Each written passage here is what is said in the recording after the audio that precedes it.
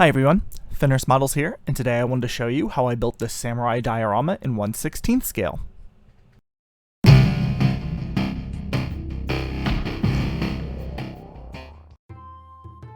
core kit that I'll be working on for this diorama is the samurai in 1/16 scale by Miniart. Before I could start working on these, however, I needed to mark the pieces. For some reason, Miniart did not mark the part numbers on the sprues, instead opting to give you reference numbers in the instructions. This is too unwieldy, I think, so I took the fine tip Sharpie and I just wrote the numbers on where they wouldn't be visible. Each piece is then carefully removed from the sprue using a pair of sprue cutters and then cleaned of any excess plastic with the back of a sharp hobby blade. There was a good bit of flash on these kits, but nothing too intense. The kit itself is a bit older at this point, so it's no real surprise there.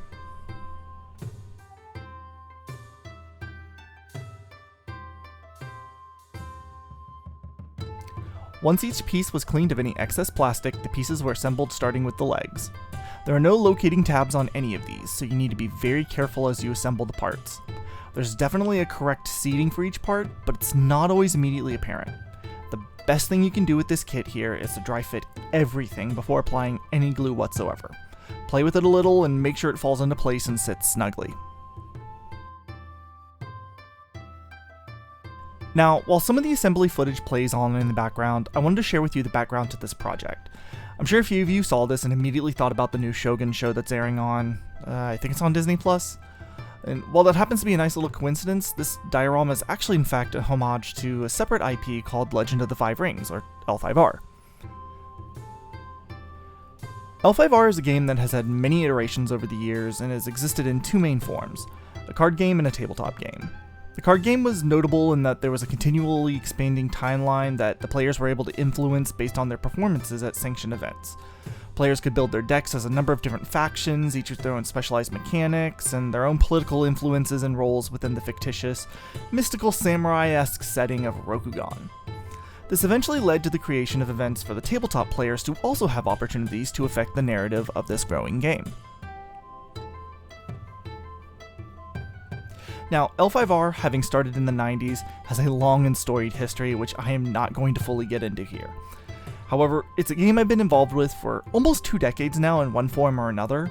I've made many friends, including a group that I've been playing a continual game with for almost a solid decade in and of itself that has spanned 7 separate campaigns, and we're actually about to start the 8th.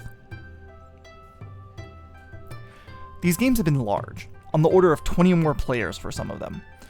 But there's been a core group that have gotten involved with almost all of them. A special shout out here to Obsidian, Ty, Lilly, and Meta for picking up the various GM and admin roles that have been needed to keep these games going. I also recommend stopping by Lilly and Meta's Twitch channel, PSO Flow, if you have the chance. They stream all sorts of stuff. They're great people, funny and entertaining in equal measure, so go check them out, link in the description below. So, as we start this new game, I wanted to build something that commemorates L5R and our group of players. I eventually chose to model the location of many major battles in the history of the game, Beiden Pass. This fictional pass is an important trade route in Rokugani that sits between the mountains of 2 major factions, the Lion Clan and the Scorpion Clan, who would often war over control of the strategic trade location. Once all of the cement had dried, it was time to go in with some Tamiya basic type putty and fill in any gaps or seams. The putty was thinned down with some Tamiya airbrush cleaner and then applied with a toothpick. Tamiya Extra Thin can also be used here, since the two are essentially the same product.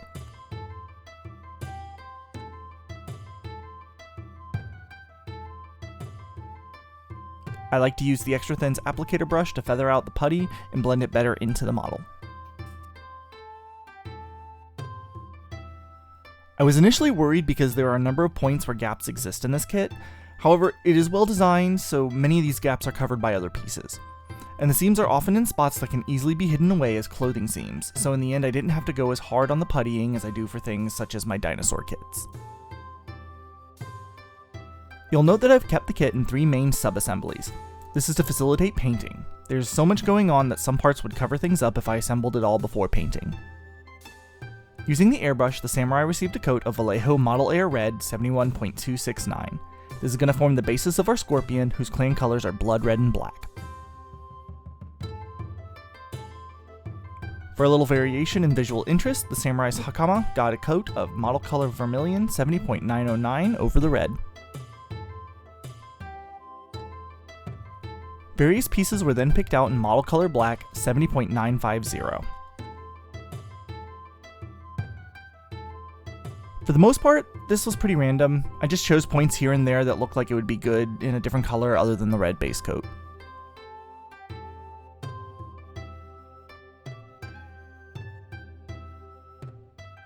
The most fun of these being these tiny X's for the Kozane threads.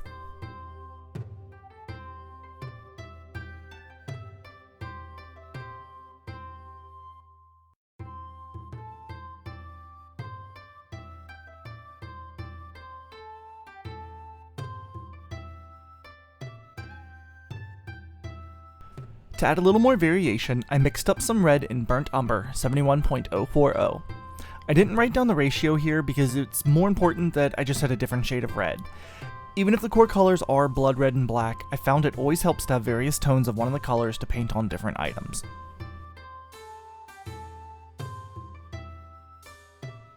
The camera here doesn't pick it up so well, but in person it's just the ever so slightest difference that really makes the color pop.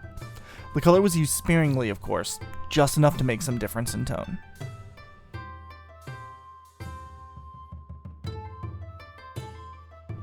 Light gold gray, 71.121, was used for the mempo. The scorpion are known in lore for always wearing some sort of mask or mempo, even out of armor, so I knew this would be a focal point for this figure.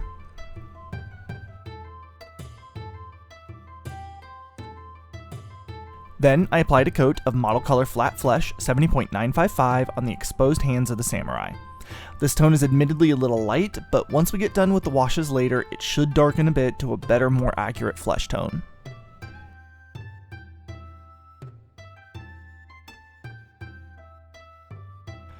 Everything was allowed to dry, then the whole model received a coat of Citadel Shade Carroburg Crimson. This wash will blend the tones together and fill in the recesses where shadows would naturally gather.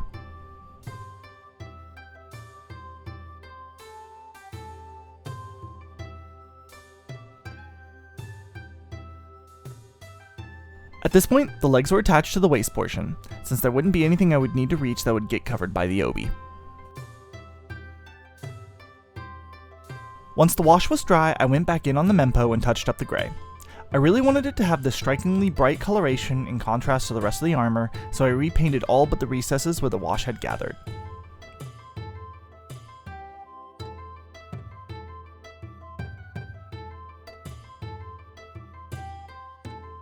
I also found a couple of spots that could benefit from some new colors. Burnt umber was used here on the ties for the suniate, or the shin guards.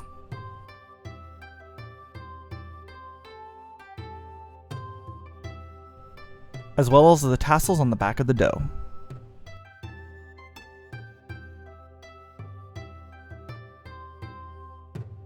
And then there's the final detail pieces, all the gold trimming.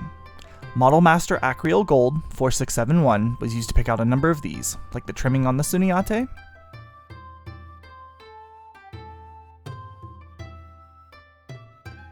the ornamentation and frame of the kabuto,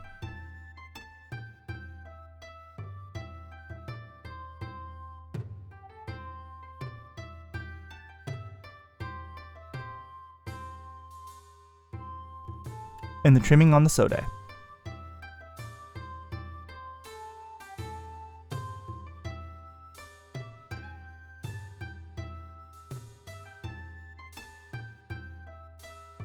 Once that was dry, both the hands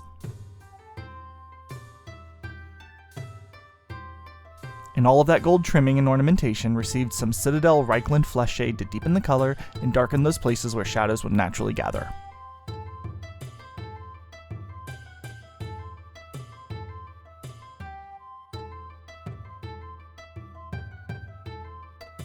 The legs and torso were glued together, and then I could put the final touches on.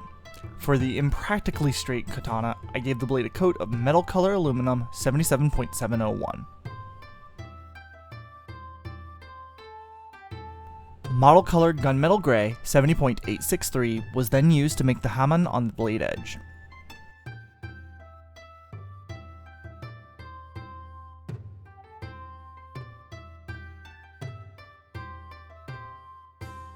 And lastly, I gave all of the Kazane a heavy dry brushing of the same vermilion we used earlier to give the panels a little more depth.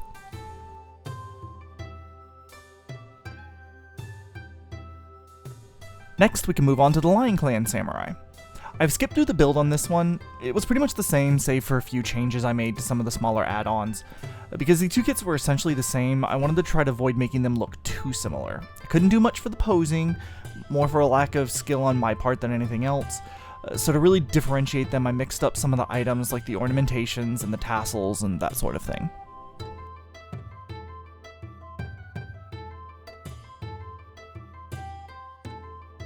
Now, the Lion Clan's colors are golden yellows and browns. Because it's a lighter palette, I decided to go ahead and do a little pre-shading with the airbrush. Anywhere where shadows may gather, I gave the model a quick spray of the black.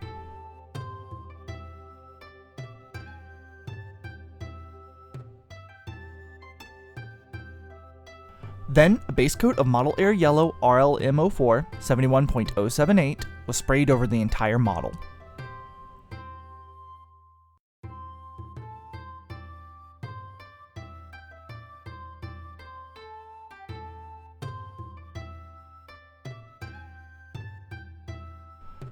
Model Air USAF Brown 71.125 was then used to pick out the Hakama.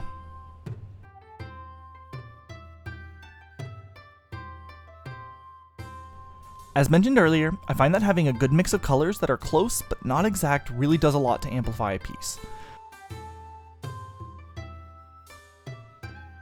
Not only does it give it a little nice visual interest, but it makes it feel more real. To this point, I picked out the Hitatare in Model Air 71.038, Camouflage Medium Brown.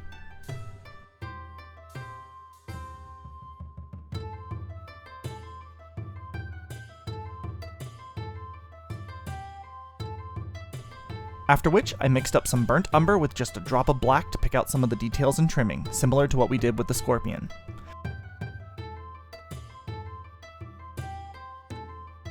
It's important here to go very light with the black. Burnt umber is already dark, so too much black will overpower it and you'll just wind up with, well, black. This mixture was used on some of the details on the Sode,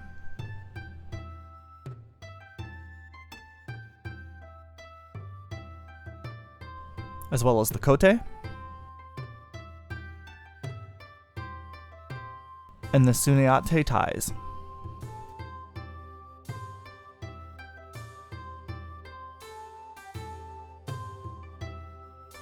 To give the lion a darker skin tone, I painted his face in model color ochre brown 70.856.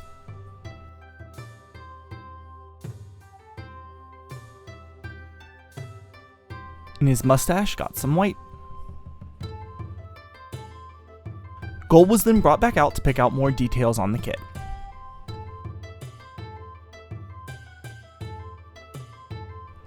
Using the brown and black mixture from before, I then gave the Kazane a quick dry brushing.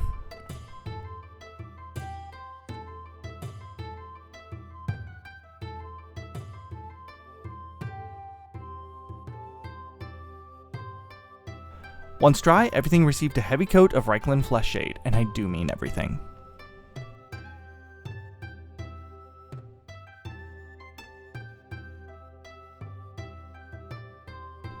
Now what would a Fenris Models video be without some sort of error, huh? In this case, I apparently forgot to record all of the work I put in on the lion's helmet, but it was a pretty simple thing all considered. It's pretty apparent, I think, but in the lore, the lions sometimes will adorn their helms with fluffy material to imitate a lion's mane. To make this, a cotton ball was pinched at one end and lightly pulled so as to stretch it, but not cause it to break apart or fray. This did take a few attempts to get the ideal look, but after a little experimentation, I got it looking just how I wanted it to.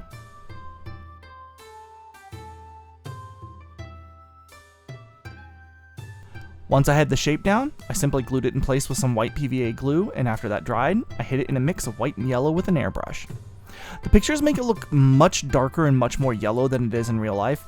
In person, it looks much more like a cream color.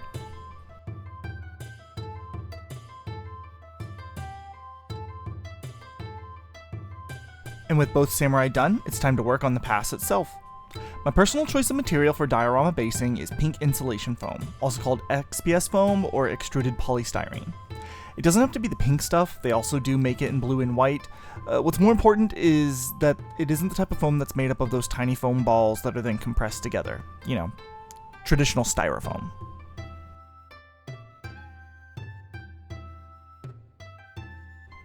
Now, because this is a Rocky Mountain pass, I need to carve a lot of rocks for this stuff. It's super easy too. Using an Ulfa style blade, I simply carve away any sharp angles or straight lines until the piece looks natural. Sometimes this only takes a few cuts, other times I wind up removing upwards of 80% of the material.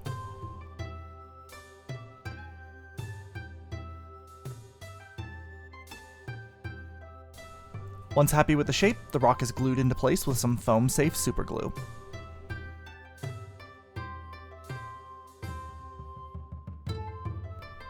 Even with all of the rocks glued in place, the ground looks a little too flat. That's where Sculptamold comes into play. Sculptamold is a plant fiber-based, plaster-like material that we can use to give the ground some texture and blend it in with the rocks. First, we add just enough water to get the consistency similar to cottage cheese. You don't want it too wet or it'll take too long to dry and harden up, and with too little water, it'll start to harden before you finish applying it.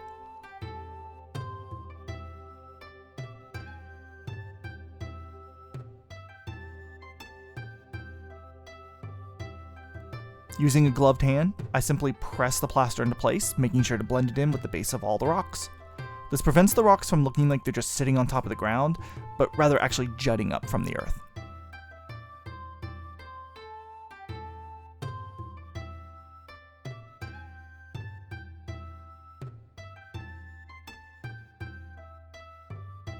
Now, at first the plaster will look a little too uneven and unnatural, and that's just fine.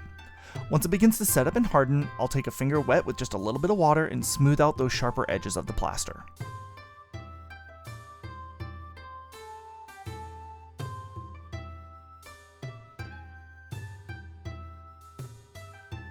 It doesn't take much to get it looking much more organic and natural.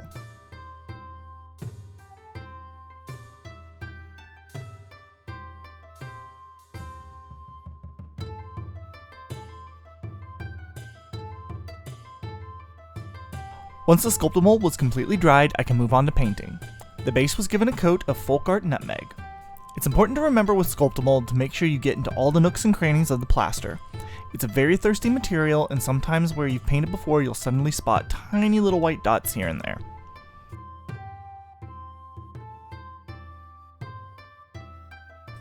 Now this is an easy fix, just make sure you go back over everything and make sure there's none of those remaining before you move on to the next step.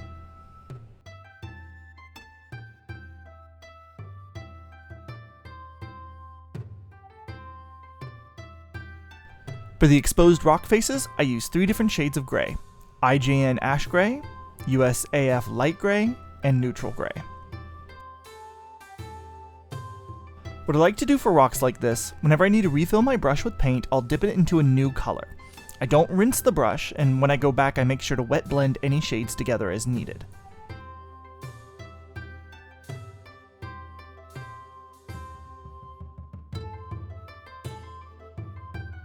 In order to make sure that each color doesn't overpower the previous, when I load up my brush, I'm not loading it with a bunch of paint, just a quick dip, enough to carry some color.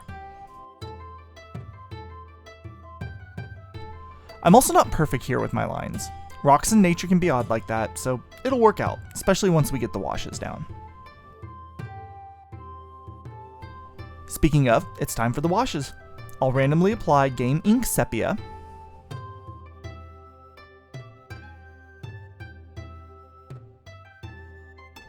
Mecha Weathering Oiled Earth Wash,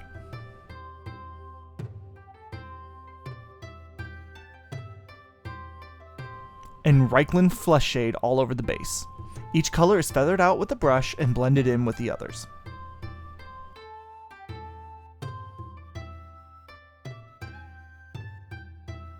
Before they're able to dry, I blot the washes with a paper towel, further blending them together and with the base, as well as wicking up any standing pools of wash.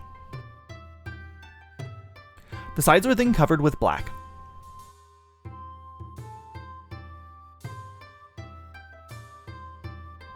PVA glue was added in preparation for the static grass. I apply it semi-randomly and just feather it out and see where it goes.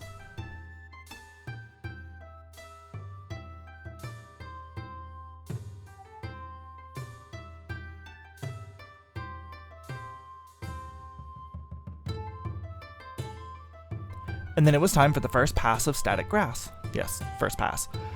For some reason, the applicator didn't turn on or form the static field or something, and none of the grass wound up landing on end as they should.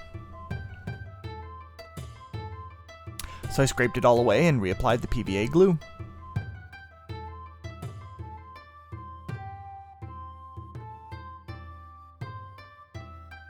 And the second application, same thing.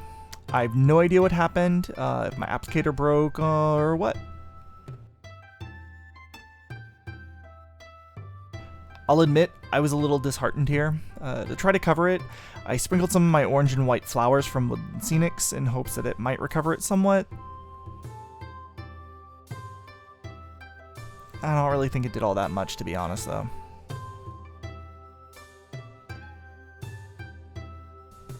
To fully secure the samurai in place, I needed to pin them.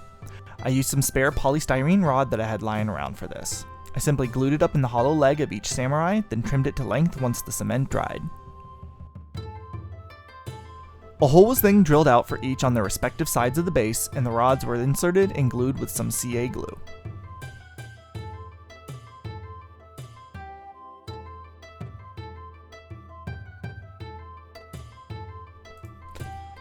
Once they're in place, we can call this one good. Besides the aforementioned issue with the static grass, I'm pretty happy with how this has turned out. The samurai in particular I think really capture the feel of their respective factions. I'm also happy that in the end they didn't just look like a color reskinned mirror of one another. The pose is still the same, but between the color changes, the minor modifications to ornamentation, the distance between the two figures, I feel like they come off much more akin to two samurai adopting a similar stance on the battlefield. Maybe that's my wishful thinking, but let me know in the comments below what you think. Either way, I hope you enjoyed the build. Let me know in the comments below what I could do next time to improve, and if you happen to know what went wrong with my static grass applicator, I would love to know.